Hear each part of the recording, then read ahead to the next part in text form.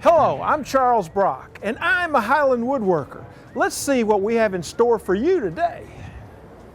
This time on the Highland Woodworker, introducing our Moment with a Master series. TV woodworking legend Roy Underhill invites us to learn about his school, his home, and his past. Hear how an Underhill real estate deal centuries ago inspired a quote from none other than William Shakespeare. Bert The Wood Expert will tell us what we need to know about choosing walnut for your next project. Checking out our toolbox this month. Well, life's a bench, to woodworkers anyway. Find out why a workbench is one of the most important tools in your shop. Birth of a bit. We're profiling one of America's largest router bit companies. Hear how this homegrown operation went from the bottom of the basement to the top of its industry. Then, would you like to put some pop in your project? Make it a masterpiece. Find out how in the big finish. All of this and more on this episode of the Highland Woodworker. The Highland Woodworker is brought to you by Highland Woodworking. Fine tools delivered to your door since 1978. And these fine sponsors: Forest Manufacturing, saw blades for smooth, quiet, precise cuts, guaranteed. Whiteside Machine Company, top quality, industrial grade, American made. Masterpiece Wood Finishes, helping you build beautiful furniture. Peach State Lumber Products, your source for high-grade hardwoods. JDS, leaders in air filtration, dust collection, and woodworking machinery. Ricon Power Tools, tools designed by woodworkers. Gorilla Glue, for the toughest jobs on planet Earth. I'm at Highland Woodworking in Atlanta, Georgia. This is like Disneyland for a woodworker. They've got all the tools and classes and a great staff to help you with your next project.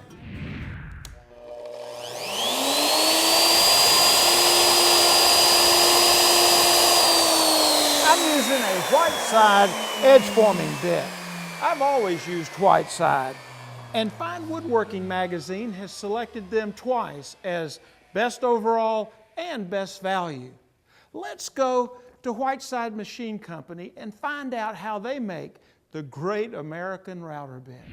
My name is Clark Whiteside with Whiteside Machine Company here in Claremont, North Carolina.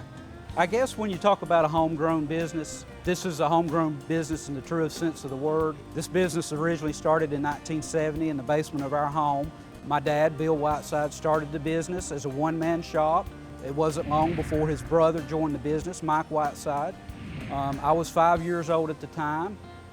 We were just a general purpose machine shop doing whatever type of metalworking business we could find. We do have a blend of older equipment, manual equipment. We find that in a lot of cases that's the best way of doing it. Each manufacturing step that the product goes through, each time it's handled, is an opportunity for each person, each employee here to make sure the bit's as good as it can be. We do take a lot of pride in our workmanship here, just like the woodworkers at home. You're proud of the pieces you make, you want it to turn out right, and I think that's one of the values of this company. I'm with Todd Reese, and Todd Reese is the plant manager at Whiteside Machine Company. And Todd, we're standing in front of a bunch of material. What is this? This is bar stock. This is some of the flat stock we use. Over here is some of the round stock that we use. And this is all used in our manufacturing process for the bits. We bring the raw stock into the CNC lathes. We'll program the CNC lathe for the shape that we need. The machine will turn that shape into the tool and cut it off. So the parts come out basically turned to the shape that we need and the length that we need. We're over here at a CNC machine, and we're going to take the next step. What's Paul going to be doing here? Well, what Paul will do is he'll take the blanks that after it came off the CNC lathe, he will program the machine to make the correct cuts, and what he actually will do is remove a lot of the bulk of the steel, as you can see, he will mill a pocket for the carbide to fit into, which this is a piece of carbide that we'll use, and it will end up fitting in the pocket just like this. Well, right now we're at the brazing step in the process of making this bit. What she's doing is she's taking carbide and she's going to actually affix that carbide to the tool and line it up on the back side so your carbide's going to fit on there, and then we'll go back and grind all this material away to get the proper form on the tool.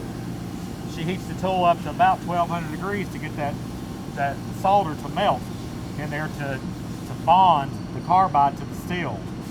You get this bit out in the field, it's spinning at 18,000 RPM, so we inspect the braze on these tools 100% to make sure we have no voids between the carbide and the steel itself. Todd, how do you grind one of these bits so that it's so precise? Well, what we do is, these are some bits that put a slot in a piece of wood.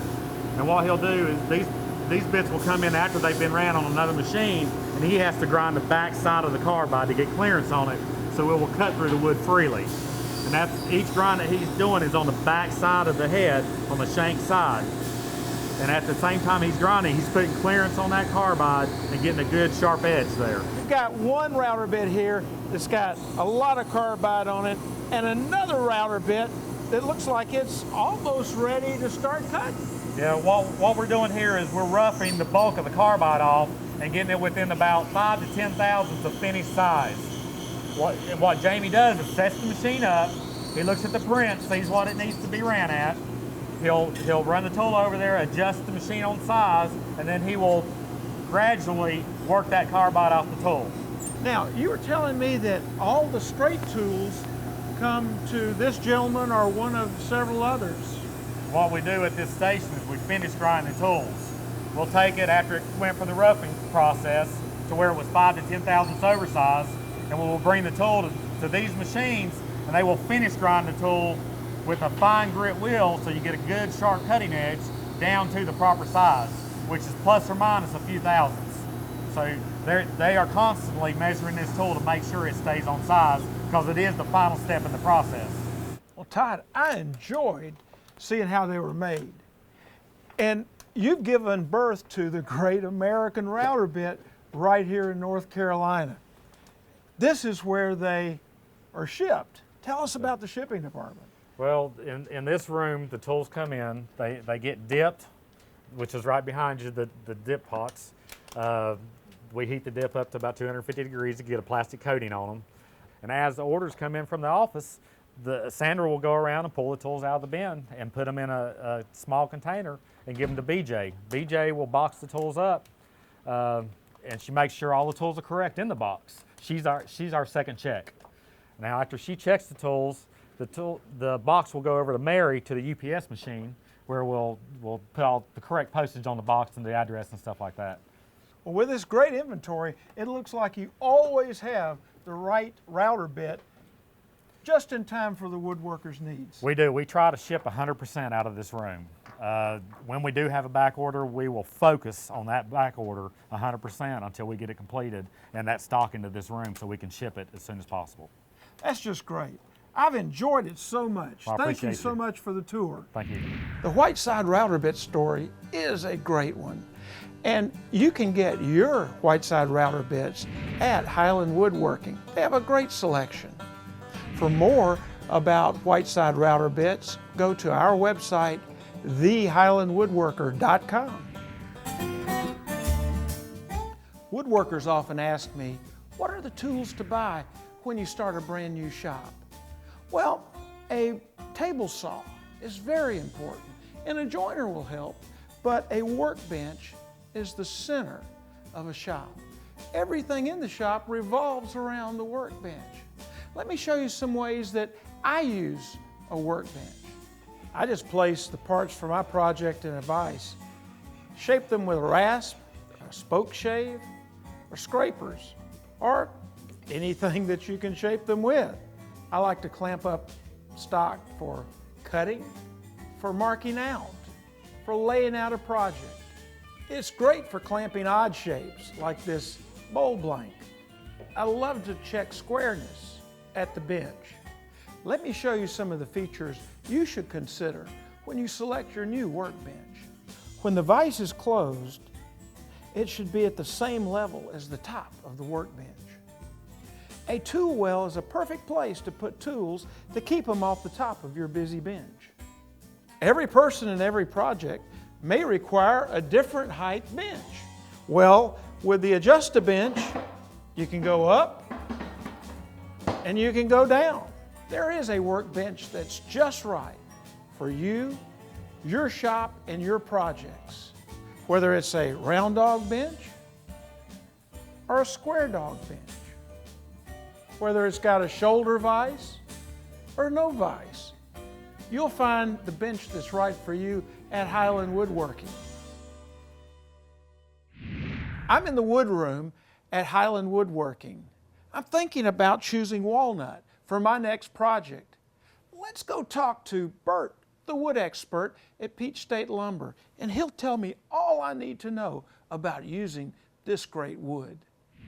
I'm Bert Scarborough from Kennesaw, Georgia, and I am a Highland Woodworker.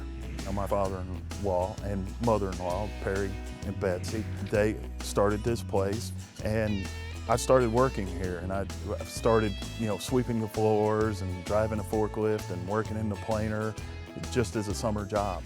But I really came to enjoy it. I enjoyed lumber. I've always enjoyed building things around the house, fixing things. So I kind of took to it like a duck in water, so to speak. Then I went off to college based on a football scholarship. I ended up at Marshall University in Huntington, West Virginia. They're a very important timber state. A lot of timber comes out of West Virginia, and a lot of Marshall alumni are in the lumber business. So that's kind of where fate kind of played the role of where I ended up here. While I was in college, I was a business management major, and I was hoping for an NFL career, which didn't quite work out the way I wanted, but it worked out for the best. And me and my wife got married. And my father-in-law now asked me kind of what I planned to do, and I said, well, I like working in the lumber yard and, like to take that a little further. He encouraged me to go to the NHLA grading school in Memphis, Tennessee. And it really helps to know the grade. When we buy lumber from a sawmill, we don't really get to see the boards before we buy them. And in the lumber business, so much lumber is bought just over the phone with a handshake. So there's a real sense of trust in the lumber industry, and there's a set of guidelines, NHLA grading rules, which having a thorough understanding of them, or at least a very basic knowledge, can help avoid a lot of misunderstandings in the lumber business. And you also know what you're buying. When I buy a unit of FAS lumber, I know what to expect when it shows up here. Bert, when a customer comes in with his project, how does he know which walnut board to buy? That's a great question. The first thing that should happen is they should get with one of our sales staff and inform them of what thickness they're looking for. Either the finish thickness and the rough thickness is very important. You could start with 4/4, which could end up being 3/4 of an inch thick, or you can go all the way up to 3 3/4, which comes out of 16/4 thickness. All right, so a quarter, if you have 4/4, that's 1 inch? That's 1 inch in the rough. That means every board in that unit, it's going to be 1 inch thick in the rough. Now, if you're buying 4/4 lumber, it's going to be very difficult to finish at 1 inch thick. So the good rule of thumb is you want to take approximately a quarter off your rough size to end up with your finish size. So if you're finishing at 3/4 of an inch thick, you want to start with 4/4 lumber, which is 1 inch thick in the rough. Well, that's great to know. Now, I've heard that there's FAS, there are common boards. How do you know which one you need for your project? Well, it comes down to the size of your project. If you're doing a rocking chair, so to speak, and you can use smaller, narrower, shorter pieces to build your finished project, a good place to start is a common grade. It's a real money saver in the fact that it's quite a bit cheaper, and it also has more figure or movement in the grain, which adds to the finished piece of furniture. Now, if you're doing a room full of long pieces of crown molding and need long, straight, clear pieces, you're probably not going to be able to get that out of the common grade. You're going to have to go up to the highest grade, which is FAS. Which one of these is common? This unit right here, this is 8/4, 2 inches thick in the rough, one common walnut. And one of the differences you can see right away is the widths of the boards. They're a little narrower, and you also have some more defects in them. But it allows a lot of usable pieces of wood that are between 3-4 inches wide and 3-4 feet long. You do have a higher waste factor when you use this, but it saves quite a bit of money in the end use. And this is in the rough right now, and when you surface it up, one of the things when you start to look at lumber, you got to kind of look past all the dirt, the grading marks, all that will clean up. And rough lumber is really the way to start when you're building a project, because you can, it gives you a lot more options. It's, you know, I've got a whole warehouse full of rough lumber like this that anyone can go through and find the boards they want. What's so special about walnut? Walnut, it's really just the history of the walnut tree. It's known as the king of the forest, and it's also known as the aristocratic wood. It's very valuable in both lumber and veneer. Walnut is probably the most difficult wood to pick out. It is more inconsistent than any other species of wood. And that doesn't have to do with what mill it came from or anything like that. It is the way the trees grow. That's one of the beauties of walnut. It also adds to the character of walnut. So if you buy walnut lumber from a mill out in the Midwest, it's going to be different in color possibly than walnut from elsewhere. That's a good point. Walnut, generally trees grow in certain regions of the country or world better in one region than in the other. Walnut, some of the best walnut in the world, stretches from a little area from about Nebraska over to Pennsylvania. The soil conditions are right, the temperature, the climate, and it really produces the most consistent grade of walnut, color-wise and growth-wise, anywhere in the world. Here you've got some walnut that is not a finished board. Tell us about these. What are these? These are what we like to call live sawn slabs, and live sawn meaning they leave the whole bark. They just slab a log. These are a little more uncommon. They usually cost a little more than lumber, but they allow for a very interesting table or chair seat. Usually that's where they end up.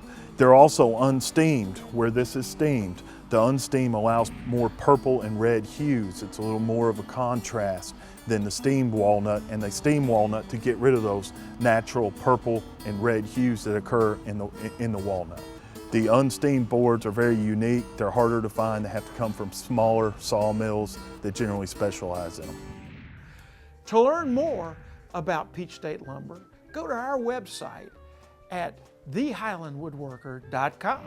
Still ahead, a moment with a master.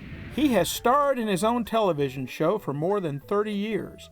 Woodwright Roy Underhill talks about how it all got started. Then, we'll wind things up with the big finish. See how a new product can turn your project into a masterpiece. That's coming up right after this. You're watching The Highland Woodworker. Behind that garage door lies a kingdom, a place where all that's wrong and broken can be fixed. Armed with Gorilla Glue, imagination, and some elbow grease, there's nothing that can't be built, created, or repaired. Your kingdom awaits. Gorilla. For the toughest jobs on planet Earth, visit GorillaGlue.com.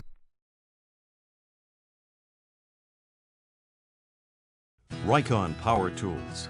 Tools designed by woodworkers.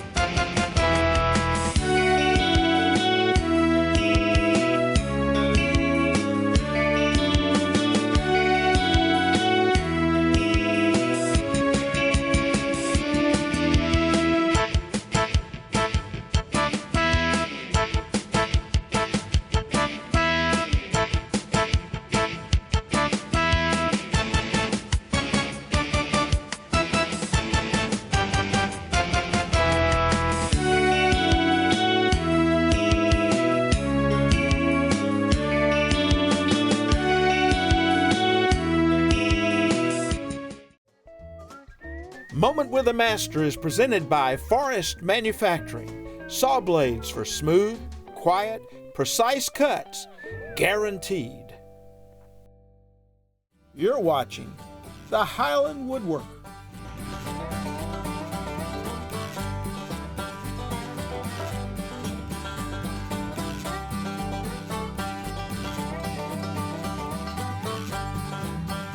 Roy Underhill. He makes the complex look simple.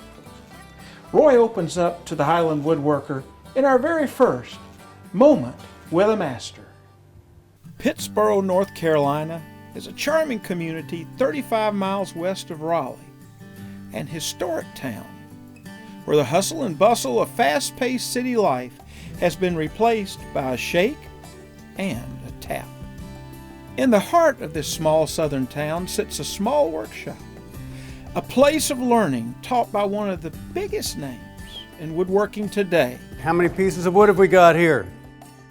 Author, educator, TV star, master showman, and master woodwright, Roy Underhill.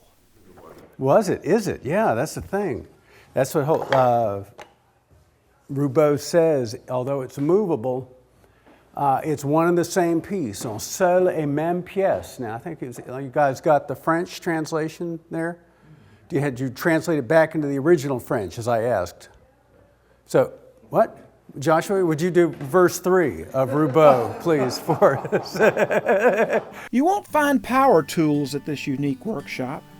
Every project created here is done by hand or self-powered machinery. Roy Underhill is an authority in early American and European woodworking. So if you're like Joshua and your French isn't up to par, don't worry. Roy usually speaks in plain English. You English pig dog. Your mother was a hamster and your father smelled of elderberries. Roy's quick wit, vast knowledge, and amazing storytelling ability makes him a natural teacher. But even the very best teachers have to be taught by someone. Roy didn't have to look far. You could say being right is in his blood. See, I'm a TV woodworker, and I learned the trade from my great uncle because he went back. He was a radio woodworker. And, What? Yeah, so he'd teach dovetailing over the radio. No, Furniture you building. gotta be kidding. No. He taught furniture building, and it was what he'd do a Chippendale High Boy on a radio series, which they thought was going to be really difficult because you couldn't show anything. But then they realized they didn't have to build a damn thing. All they had to do was make the sound effects. So they go, wow, that drawer came out perfect there, didn't it? Great, so this was wonderful back. And so that's who I learned a lot of this trade as a TV woodworker from. William Underhill sold Shakespeare, the Shakespeare family, the house that he lived in, the new place. So I got and Shakespeare wrote a bunch of references to that. There's a line in Shakespeare that says, he shall join you as they join Wayne's green timber, and one of you shall prove a shrunk panel, and like green timber, warp. So I think he's talking about bad woodworking, pulling apart, and I feel like my family is inspired, even Shakespeare, to write. So that's the oldest Underhill in this business.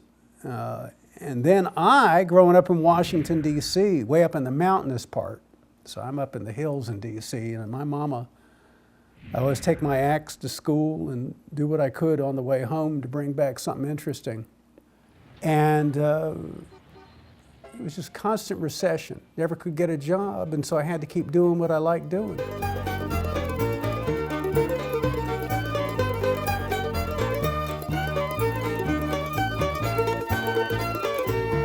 The Woodwright shop on PBS is Roy's own masterpiece theater. He spends a half hour teaching and learning from some of the most notable names in woodworking. His show has been on the air for more than 30 years. Hey, hello again. Welcome back to the Woodwright Shop. I'm Roy Underhill. Roy recalls the day when he walked into the North Carolina public television station with more than just an idea in his head. You could say he had a firm grip on what his show should feature. I walked in with an axe and my tool chest and the whole thing, full suspender regalia. And and it said, "This is, if you all don't do it, somebody else will, because this is it." And I had the sales pitch, but I think I had all the arguments about how this would work, how this is familiar, it's in everybody's background, but here's a new approach to it for way most people live right now. But I think it was the fact that I had an axe in my hand the whole time I was talking that did it, that may have pushed it over for me. So that's my hint to folks who want to push a series. Take an axe with you to the pitch meeting. It's always good. Roy is a busy guy. He has a show to host, a shop to keep, and a school to teach. This is where he and his wife slow down. His home is the old McBain grist mill in Graham, North Carolina, a land with plenty of resources and relics from the past. I'm not sure when this was built. They say 1850, but looking at the machinery, it looks like 1870, because it didn't have an over, kind of water wheel, the very picturesque wooden one. Yeah. It was a turbine here. I got to be careful with the ice here on the mill race. When there's a flood, it's just all kind of timber coming down the creek, coming around like freight trains around the bend, and then they all end up down here in this huge log jam. All these logs, the walnuts, the red cedars, those are the two you want. I mean, Right, yes. they all start coming down here, and I have to get down here in the flood, waiting for these logs to come down and try and spot whether they're real straight. That's a walnut. Sure. You usually tell. And you got to kind of grab it out of the flood and direct it up here and kind of keep it. But if you go out a little too far, it's like, you're gone. Yeah. So cutting these snags, but it's just the coolest. It's a very frightening thing. So the but current also very would cool. really take you around the bend. You'd be dead. Hit Yeah, that. you'd be dead Yeah. in no time. So I don't recommend that again for students. But I can get out here and try and direct these logs in. That's one of the wonderful things I like about getting the students out here. They get to see why America is such a, the woodworking heritage here. Just hundreds of different kinds of species, and each one of them just, is just right for something. Right. And they get to see those here, and just get more connected with that great American tradition. Yeah, the purpose in each species. Yeah, well, or what we say is Its purpose. What we say is its purpose. Yeah, its purpose is just to be a tree and be left alone. Yeah, I think you're right. Yeah. Rachel Marie. Rachel Marie, that's my daughter. Of course, this is a little dinghy. Not exactly what I want to do here. I do want to do wooden boat building here because we've got, we've got 5 miles of mill dam backed up here. But we do wooden boat building. But I want to do is indigenous, farm pond skiffs. Yeah. Everybody on their life list, they got to make a little wooden boat, a little wooden rowboat. Roy lets nothing go to waste. This rustic workshop will soon be transformed into a new school for craftsmen interested in the art of blacksmithing. And we'll be felling trees out around here, hauling them in. We do the pit sawing, hewing, an introduction to timber frame and log building. This is just one of the week-long classes. And I do hope, to get the boat building down the way. So That's it'll great. be all right. Yeah, it's kind of Tying together all the resources here. Yeah, it is. Yeah, well, that's a big thing. I think even the chair building classes, Ailey Bazzari teaches with me, the Windsor chair making classes. We start with a log at the start of the class. So you start, here's your log, here are the tools, you're going to have a chair at the end of the week. So we can do that, but it'd be nice to take it that next step where we go out and we drop the tree. Okay, here's your tree. At the end of the week, you're going to have a chair to take home with you. Working with wood is more than just craftsmanship, according to Roy. It's human nature. This is such a part of the way we evolved. It is, it is. We just, it became human beings because we were working wood and understanding the grain and looking at the way the blade works. I mean, this has just been with us for hundreds of thousands of years. That's why we're human. That's why we do, you know, we can do these kind of things today that we do, these marvelous things, but still, you know, that kind of, the original music that we all played, you know, started fading out. And people saying, wait a minute, where'd that go? And now, you know, people start to realize where it was. It was working with hand tools, with the wood, with that sound, with the smell, and all that connection. You can't get away from it. You know, we can't get away from it as human beings, and that's what's kind of neat. People are admitting that, say, this is always going to be a part of us. Another tidbit of information about Roy Underhill is he wears the same hat that he wore on the very first show. If you want to find out more about Roy Underhill's classes and schedule, then look on our website under Moment with a Master at thehighlandwoodworker.com. If you can't make it to Atlanta, then you can always shop us on the web at www.highlandwoodworking.com.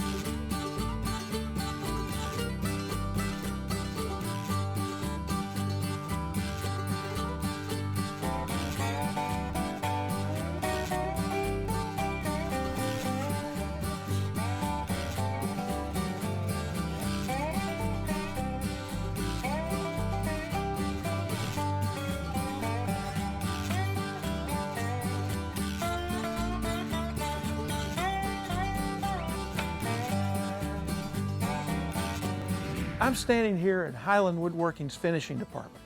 There's so many to choose from. Let's go to my workshop and we'll try one out and see how it works. Hey Chuck, this is a beautiful chair. I just love the flowing lines and the beautiful luster. Well, thank you so much. Kurt, this is Kurt Gerald. Kurt is an owner of Newco Industrial Services. Kurt was in one of my very first classes and we struck up a friendship, and through the years we have worked on a brand new finish, one that will help every woodworker finish their project so that it's so nice to look at, so nice to touch. You know, Chuck, when I was one of your students, I realized I was going to have 200 or 300 hours in this chair. And there's so many finishes out there on the market, I really didn't know what kind of finish to choose or which finish to choose to make sure I wound up with a beautiful piece of furniture.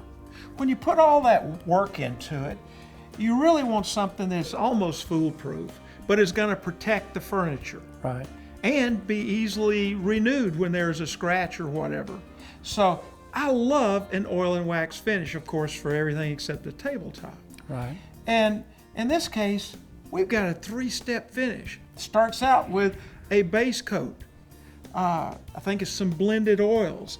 Tell me about that, and I'm going to go ahead and apply that base coat. Well, you know, Chuck, one of the things we looked at the base coat is we wanted something that would give the wood a pure tone, a pure finish that wouldn't muddy up the grain. So we've blended oils together that over time won't change the look of the wood and make it have that warm luster that we were looking for. Look at that. I just love the way it drinks up the oil. And you're just using a piece of paper towel. That's one of the things we wanted. We didn't want a bunch of oily rags in the shop. You can just grab a paper towel and put this stuff on. So really, you could do this in a room in your house as opposed if you didn't have a garage or a workshop. Absolutely, because one of the things we chose to do is make sure that everything was low VOC. You're not getting a bunch of solvents and things coming off that stinks up the room and creates that fog that you have to work in. Well, the way I like to put it on is to apply it and then let it sink into all the pores and then wipe off the extra. That was pretty simple to me. Now, how long do you let this dry normally, Chuck? I like to let it dry overnight. Now we're going to apply the mid coat. Well, you know, Chuck, we developed the mid coat to be a filler finish. It's designed to fill the pores. There's a blend of oils and waxes that allow you to build and fill the pores, but you still don't lose the grain and it doesn't become a muddy looking piece of wood. I really like the way it builds up. The blend of waxes with these oils really fills up the pores, and I like to apply kind of a thin coat, wipe off a little bit of the excess, and you want to do this several times. The third step is a wax top coat. Tell me about what's in this wax. Well, we blended several different waxes together so that we can get the good filling properties that we're looking for and the right kind of warm luster. And also it's renewable, so the normal wear and tear that you get on the finish can be repaired at any time and very easily. You know, I love just to put it on with my finger and to rub it out, heat it up real good. Nice thin coats, build it up, and you can finally get that deep, deep luster that woodworkers are so proud of with that piece of furniture. Now it's time for the big finish. Earlier in the show, Bert the Wood Expert at Peach State Lumber told us what we needed to know about walnut. It makes a great project and it goes with any decor. Thank you so much, Kurt Gerald. Chuck, thank you for applying our three-step finish to this beautiful music stool. Well, if you want to find out more about Masterpiece Wood Finish and about Peach State Lumber, go to our website, thehighlandwoodworker.com, and you can find out everything you need to know. Highland Woodworkers are found all over the world. Email a picture of you and your woodworking project along with your name and where you live to picture@thehighlandwoodworker.com, and we will include it on a future show. Improve your woodworking experience. Sign up for Wood News Online, a monthly newsletter showcasing the latest news, tips, and classes Highland Woodworking has to offer. By signing up, you'll receive the latest episode of the Highland Woodworker, special store promotions, and Wood News Online delivered straight to your inbox. Sign up today. Thank you for joining us on the Highland Woodworker. If you'd like to keep up with us, then go to thehighlandwoodworker.com. And yes, we're doing that social networking thing, Facebook and Twitter. So until next time, I'm Charles Brock, and I'm a Highland Woodworker. The Highland Woodworker was brought to you by Highland Woodworking. Fine tools delivered to your door since 1978. And these fine sponsors: Forest Manufacturing, saw blades for smooth, quiet, precise cuts, guaranteed. Whiteside Machine Company, top quality, industrial grade, American made. Masterpiece Wood Finishes, helping you build beautiful furniture. Peach State Lumber Products, your source for high-grade hardwoods. JDS, leaders in air filtration, dust collection, and woodworking machinery. Rikon Power Tools, tools designed by woodworkers. Gorilla Glue, for the toughest jobs on planet Earth.